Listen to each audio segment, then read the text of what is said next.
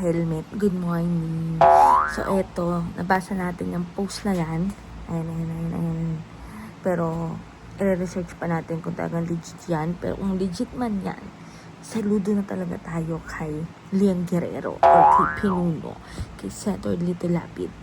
Sa bagay, bihira man magsalita itong si Senator Lito Lapid, pero once naman na nagsalita, meron naman pa talagang ibubuga.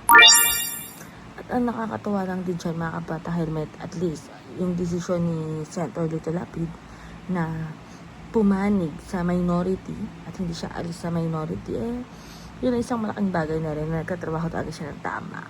Kasi tama yung ginawa niyang desisyon, tama yung desisyon niya. Pero anyway, highway, kung talagang sinabi man niya yan at legit yung statement na yan, wow.